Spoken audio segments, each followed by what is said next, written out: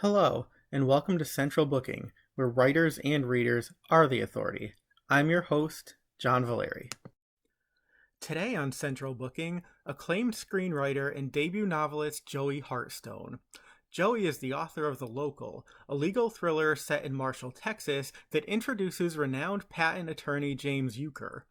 Euchre agrees to defend CEO Amir Zawar against a software patent infringement charge only to find his client accused of murder.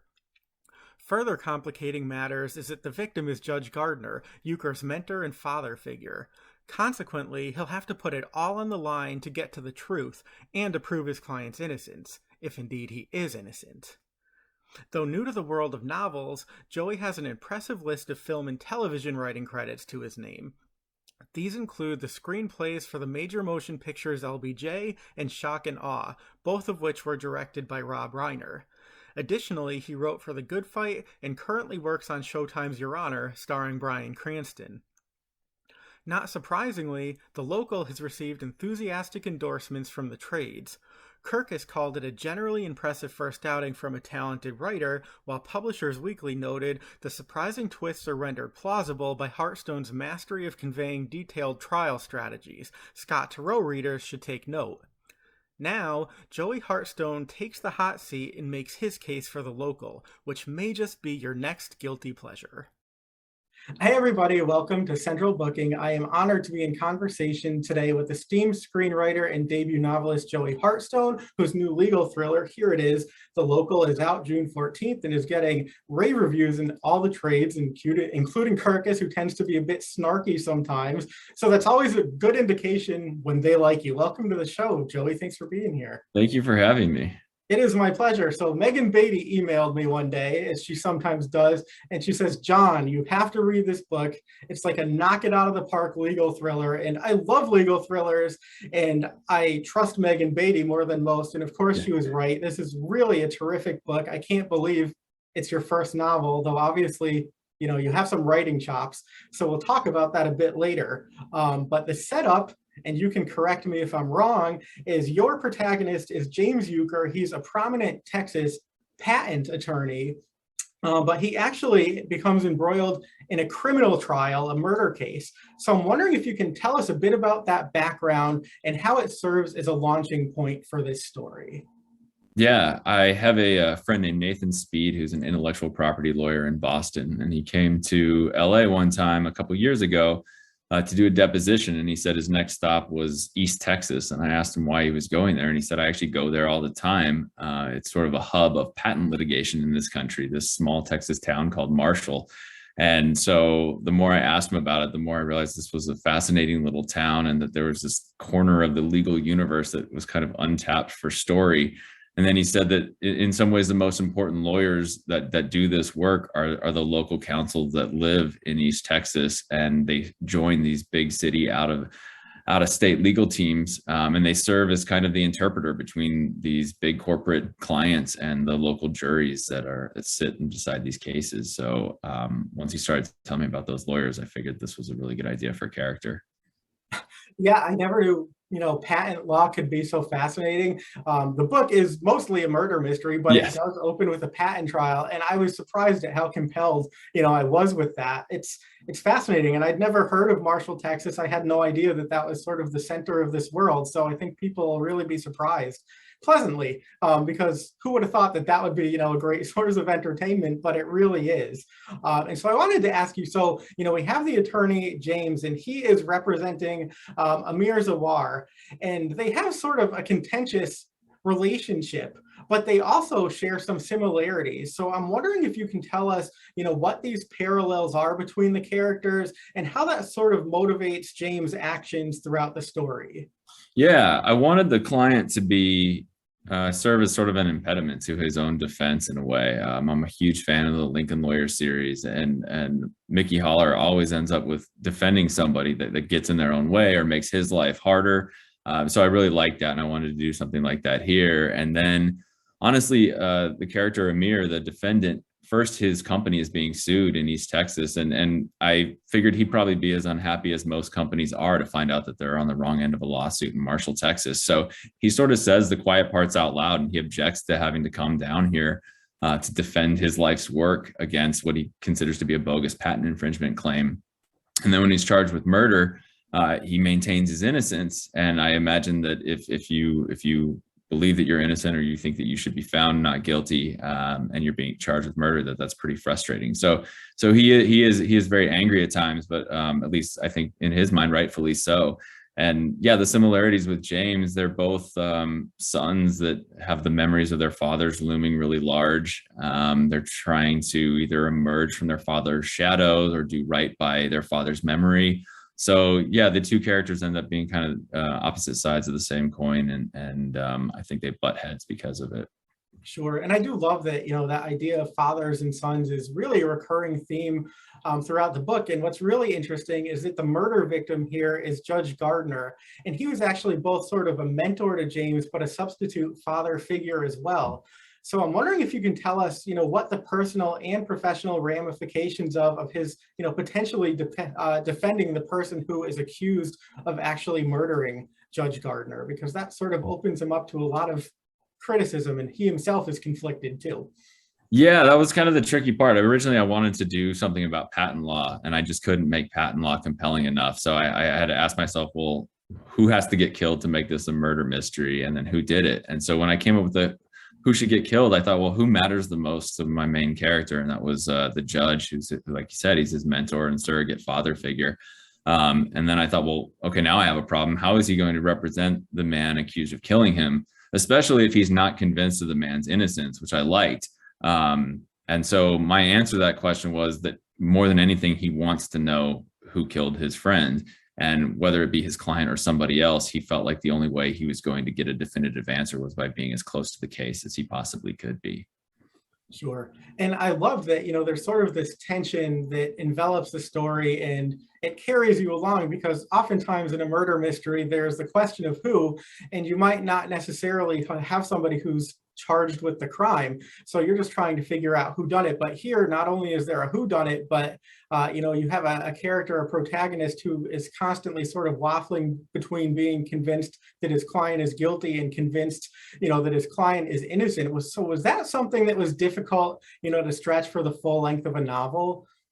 Yeah, a little bit. I mean, I knew I didn't want to have like 12 different red herrings. It was important to me that it kind of feel more grounded than that. So I wanted to have a small handful of suspects, and I wanted there to be really believable reasons why any one of them could have committed the crime. And I wanted for sure the defendant to be one of those suspects. And I thought it was interesting if James knew sort of exactly what we knew. So he was as suspicious of his own client as we were. And so, yeah, sustaining that was a little bit of a trick, but there's really three main suspects. And I liked the idea of kind of going back and forth between them, picking off one or two at certain times, and then finally with the reveal of who it is at the end. Sure. Yeah, it works really, really well. Nice. And something else I thought I'd ask you about is, a lot of the legal thrillers that I've read recently, tend to take place actually largely outside of the courtroom. So lawyers who are doing a lot of investigation, whereas yours is a really nice mixture of investigation and actual trial work. So I'm wondering, how did you achieve that balance? And was it a conscious decision to try to, split the two evenly? Yeah, it was. So I always wanted to be a lawyer. So I like stories about lawyers. And I agree that one of my big pet peeves with some legal mysteries is that the lawyers don't act like lawyers, act like detectives. And so I always think, well, they might as well just be a detective, because you never see them in a courtroom. You never see them doing legal stuff. So it was important to me that those are the scenes I wanted to write the most, were actually the courtroom scenes and the legal stuff.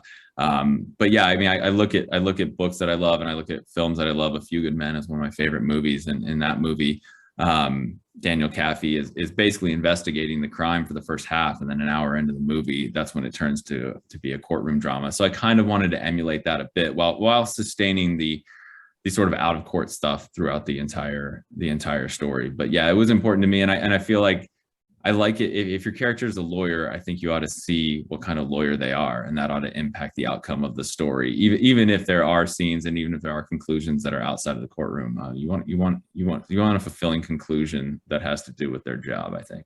Right. And just a funny little side note, but Marcia Clark, who's one of my favorite novelists, is Yeah. probably one of the most infamous prosecutors, Yeah. of all time. She writes mysteries, legal thrillers now too. And when her first book came out, people gave her a lot of flack because her character was a lawyer who did a lot of investigation.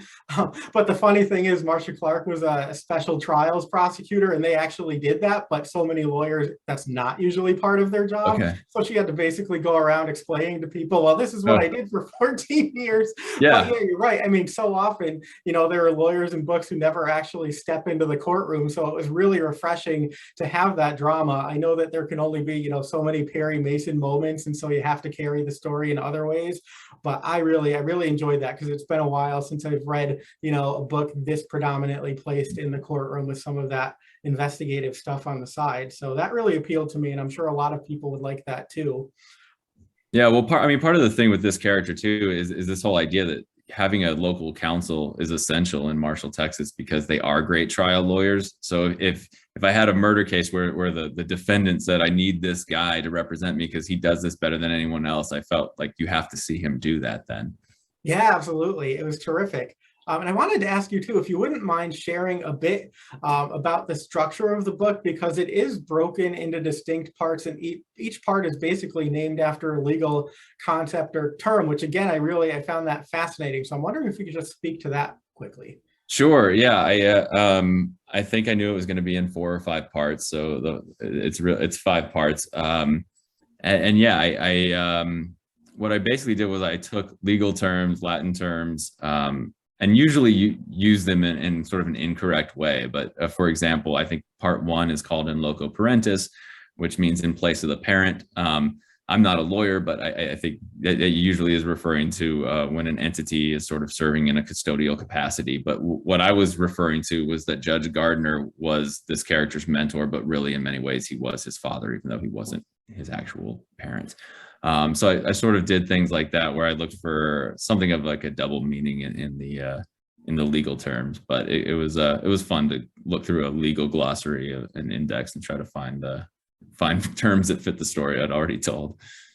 Sure, it was fun to read too, because you find yourself thinking that, okay, this is not just the title of the segment, but it's actually sort of a reflection of the themes that you're reading about. So I thought that was very clever. I enjoyed that. And I don't often, spend a lot of time talking about covers. Occasionally I ask them about them, but I have to ask, we see here that there is this, it's a 1964 Ford F-100. I had to look down because, me and vehicles, Yeah. I know nothing. But it's interesting because it's sort of central to the story in a way, because your character, James, has a relationship to this truck, and he has a story that he's able to tell, to juries so that they can kind of connect with him in his case and bond with that. And I'm wondering if you wouldn't mind just sharing a bit, about that truck and why it's pivotal to the story, and therefore, why it's obviously featured prominently on the cover. Yeah. Yeah, I love that cover too. Michael Windsor at Doubleday did that, and it just came in looking flawless like that, and it was so cool because that truck is only mentioned I think 2 or 3 times in the book, but it does sort of have an outsized importance, and I love the look of that. Yeah, so I had spoken to a lawyer who did this in East Texas, and one of the things he said was intellectual property law can be pretty complex. And so part of what his job is to boil it down into terms that an ordinary person can understand. And so while most people never hold patents and don't know a lot about intellectual property law, we all understand personal property and the things that really matter to us. And when you're talking about people with more modest means, something that really everyone has in common, or at least certainly in a place like Texas, is they own a vehicle and they know what it's like to put money and sweat and tears into a vehicle and to have someone nick it or steal it or do whatever it is. So he has a story, James, the character, has a story about his first Ford that he worked really hard to acquire when he was in high school, that he had spent 2 years working, putting all his money together to buy this kind of beat up old Ford. And then he tells a story of when he walked out of his house one day and it was gone. And he just, what he's trying to do is tap into that feeling of having something that belongs to you being taken. And then he equates that to intellectual property theft. But his idea is that before he starts talking about the facts of the case, he has to get the jury thinking about how it feels to be wronged and then empower them to make this one right. Sure. And I love that there's sort of a beautiful symmetry or balance with that, because like you said, the truck is only mentioned, a couple times throughout the story, but it sort of opens with that. And then towards the end, we return to that and learn even more about it. And it just comes together beautifully. So let me ask you, a little more broadly than just about the truck and how things sort of come together. But, I love that there are so many twists in this book, and a lot of times your jaw might actually hit the floor, and then you reach the end and you get the big reveal. And in hindsight, it's almost poetic or inevitable, but you only realize that once you've reached the end. So I'm wondering, when you're writing, what do you know in advance? Are you a pantser? Are you a plotter? Are you a planter, plotter, splatter, whatever they call it when you combine the two? But what is your process like so that when you get to the end, the reveal comes off is something that's not gimmicky, because this is totally believable, but it also is not predictable. Yeah, thank you. I plot everything out. I'm a big outliner, and like I said, I started with who should get killed, and then I asked myself, well, who killed him? And I went through the possible suspects, and I just kept thinking about what their motives would be, and which one I liked the best, and which ones would be unexpected, and I plotted all that out ahead of time.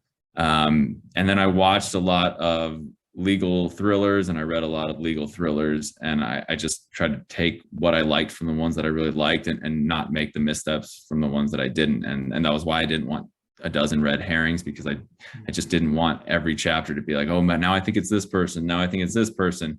And I thought that my favorite ones, the ones that I thought really did it well, were both surprising, and then you felt like I could have guessed it, because if it comes out of nowhere, you didn't give anybody a chance. And so I think if 2% of your audience guesses it, that's a good number. You want it to be gettable, but you hope almost nobody comes up with it, and that's what I tried to achieve. Sure. No, this is the kind of book that really impressed me, because I read a lot of these, and so oftentimes I can guess who it is. Yeah. But it's really refreshing to reach the end of the book and be surprised, and then look back and say, yeah, that was, kind of inedible. So, Yeah. to the hat Cool. to you on that. Oh, I'm glad you liked it. Yeah, it makes for a pleasant reading experience. And I wanted to ask you too, and you mentioned this briefly before, but I know that at one point in time you were an aspiring lawyer. So I'm wondering, if you can talk about how you're able to live that, and even some of your other interests, vicariously through story. And then something specific like this, I believe you have a lawyer in the family, but how you get, the letter and the language of the law down so that it's correct, but still entertaining. Yeah. In the movie Sleepless in Seattle, Rosie O'Donnell says to Meg Ryan, you don't want to be in love, you want to be in love in a movie. And I feel like that's the kind of lawyer I want to be. And so I think for a lot of my youth and 20s, I thought I want to be a lawyer. And then finally I realized I don't want to be a lawyer. I want to be a lawyer in a movie. I want to be Tom Cruise in The Firm, or Tom Cruise in A Few Good Men, or Paul Newman in The Verdict. And so I think I got very lucky that rather than being a lawyer, I just get to write about them and fantasize about what my ideal lawyering situation would be. But yeah, I have a lot of friends and a lot of family members who are lawyers, and a lot of colleagues who are lawyers, because I've been on a couple legal shows, and those shows always need lawyers in the writer's room. And so I basically just annoy all of my legal friends and family members with questions all the time. It's my favorite topic to discuss. And then, yeah, when I get into a story, I inevitably need legal advisors. And so my aunt, Kathy, is a criminal defense lawyer, and she's retired now, but she served as a public defender for 30 years in California, and she handled almost exclusively murder cases. So I was able to pick her brain over and over again, and have her read drafts of the book, and tell me what was working and what wasn't. And she was phenomenally helpful. Sure. Well, that's a nice pedigree to come from. And, you can pester them, but then they get the acknowledgement in the book. So, yeah, I feel like that's a write-off. As long as they get the acknowledgement, it's all worth it. I hope so. At least I say it is. It's easy to do. I haven't pestered any of them. But so the local, it's your first, we'll say, published novel, because I don't know if, there are trunk novels or drawer novels that the world hasn't seen yet. But as we mentioned before, you've really had a successful career as a screenwriter. People might know you from the motion pictures, LBJ, Shock and Awe. You've also written on some really popular and well-received shows, The Good Fight, The Good Wife, and currently Showtime's Your Honor with Bryan Cranston. So you have chops. I'm just wondering if you can tell me, one, what sort of made you decide that this was the right time to undertake the writing of a novel? And then what did you find to be the greatest creative challenges and liberties of embracing this format versus screenwriting? Yeah, I decided it was the right time because everything went wrong at the same time. Basically, it was 2019, 2020, and most writers in Hollywood were forced to fire our agents for about it was a standoff that we were hoping would last a couple of days, and it lasted well over a year. So I had no representation.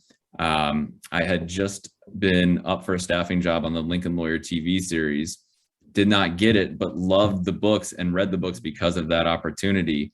And then I'd had this one idea kicking around for a while. And so it sort of all just came together. I had free time, the pandemic hit, I had nothing to write except this one story. And I had just read this series of books that I loved. And I thought, well, now would be the perfect time for me to try my hand at that. And then the second part of your question, I forgot what it was.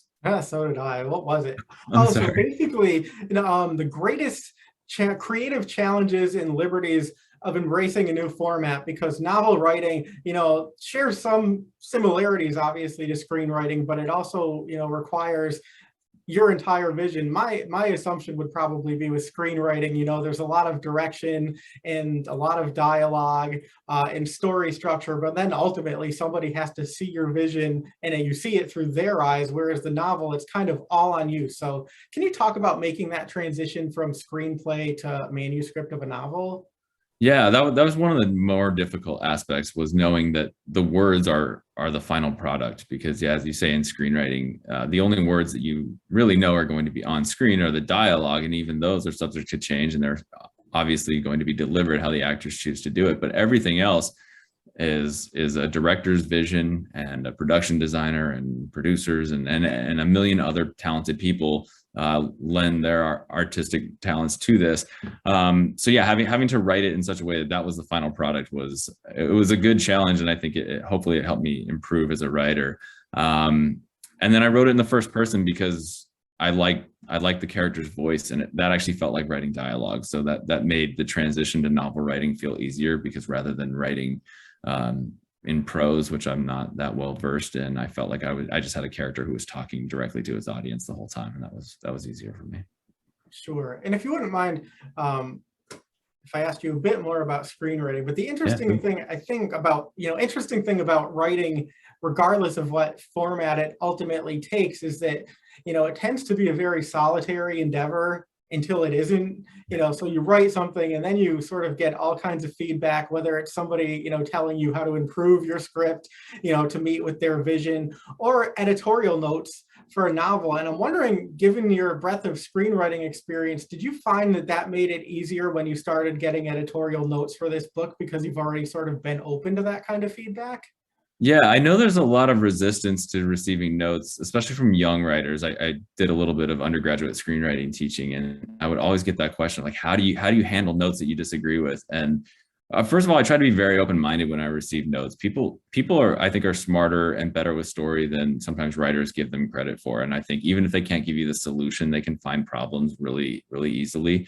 And then, yeah, as a screenwriter, you're always beholden to somebody else. So whether it's the director of a film, or the producer, or the studio, or the network, notes are a huge part of the process. And you go through several drafts, and you work with a variety of entities who hopefully they deliver the notes in a nice fashion, but they're not requests. Not at the end of the day, 'cause somebody else is paying to put that show on the air, or make that movie. And so, yeah, by the time I got my first round of notes from my editor, Rob Bloom at Doubleday, he couldn't have been nicer. He just said, this is your baby. These are suggestions. I don't want to mess with anything.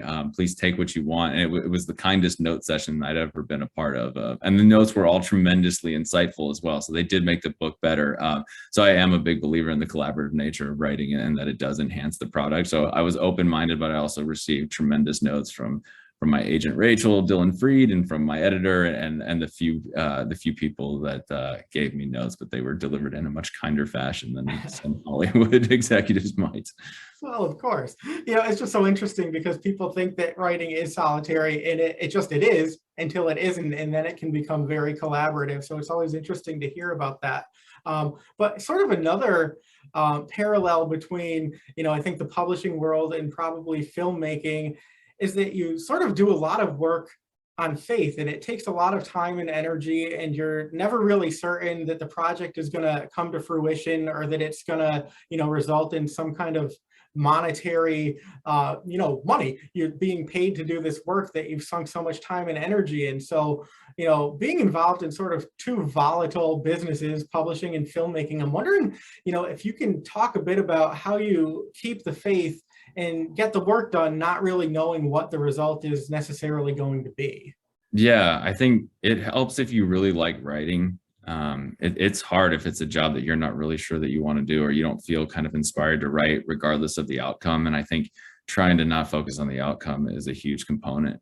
Also, I like to work on multiple projects sort of simultaneously. I usually have one that's sort of the primary project that I'm working on, but I think having a few irons in the fire always helps, because if all your hopes and dreams are on one script or one manuscript, it's not a good way to live, because you can't control the outcome and you can't control which one gets lucky. So trying to have as many opportunities to get fortunate is probably the best way to go. Sure. And I hope you don't mind me asking this, but my understanding is that you have a wife, you have a young son, and I feel like we're always asking, moms how they do it. And quite honestly, I don't have children. I have a cat. And like when I'm on deadline, I don't know how the cat survives. Thank God for my wife looking after the cat. But how do you sort of balance your personal and professional lives? Is that a challenge? And has the pandemic changed that with sort of the opportunity to work remotely at times? Yeah, it's become more of a challenge recently. Honestly, I wrote the first draft of the book before my son was born. In fact, most of it was written before we knew we were pregnant. So it was I had a lot more time, and it was in the middle of the pandemic, and I didn't have another job. So that was easier. I did have to I think my editor sent me his first round of notes the same week that my son was born. Luckily, he was very nice, and he knew my life had just changed. And he said, there's no deadline on this. So I had to wait several weeks, but yeah, some of my best memories of writing this book and rewriting this book are with my sleeping infant son on a little pillow thing on my desk while I'm going through notes. And but yeah, you have to adapt. I used to be very rigid about which times I like to write during the day, and now I am sort of controlled by a 1-year-old and his nap schedule. Yes, he is the dictator of that. It's funny though, but now you have the real baby, you have the book baby. And the funny thing is, and this is no surprise to you because you've been in the writing game for a while, but so many people write the book and then they think the work is done, and then the reality is that, all right, but now the work begins because you have to promote it. So not only do you have to balance your personal life and all your writing projects, but you're going to be expected to promote and market yourself. I mean, here you are. Yeah, well, my wife Abby is also incredibly helpful, and she has taken on the lion's share of a lot of the child rearing of late. So I could not. Wives are superheroes. Yeah. All right, so just a few more questions for you, and then I will let you get back to life. But I did want to ask you, and I ask this of pretty much everybody who appears on the show, but there are always, aspiring writers who are looking for words of encouragement. And I'm wondering, upon reflection, what is the best advice that you were ever given in terms of living a creative or writing life? And then the best advice that you were never given and had to learn for yourself throughout the process of actually doing that work? I had a professor at UCLA who his name is Paul Castro, and he liked to say that he would say specifically, UCLA writers don't quit, they give up. And I think what he was usually saying to us was, it doesn't happen overnight. And I think every young writer thinks it will, or at least it will for them. And our heroes are the writers who at 22 are published and winning awards and things like that. But yeah, it can take a while. So I think I kind of confusingly say that you should be patient and impatient at the same time, because you don't want to just you want to try hard, you want to seize opportunities when they come your way, but you also have to understand that so much of it is out of your control, and it's not about anything you're doing. So I would say that, and then I would also say try to enjoy the rest of your life at the same time, because the most miserable writers I know are the ones who think that their happiness is contingent on the success of their writing, and that's a tough way to live unless you happen to get very fortunate. So I would say the more you enjoy the rest of your life, the better chances you'll have of wanting to remain a writer, and your spirits will stay high. Yeah, that is terrific advice. If it makes you miserable, why do it? Yeah. So final question. I'm just wondering, and I always feel bad about asking this question because as readers, we devour something that you've written in a matter of hours, and, it could have taken months or years, for you to get it down on the page in its finalized form. But I'm wondering, if you could leave us with a bit of a teaser as to what comes next. It can be books, it can be, film or television projects, and you have to tell me if we're going to see James Euchre again, because it feels like we very well could. Yes. Well, right now I'm working on the second season of Your Honor. So that should air on Showtime starting in December. So I will be working on that until the end of the year.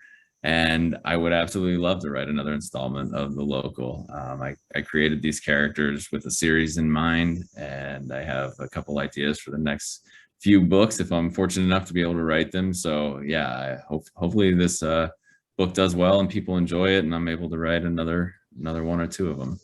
Oh, that's most excellent. I will be waiting eagerly, Thank you. anticipating that book. So fingers crossed. I mean, how Thank can you. it not happen? Yes. It's terrific.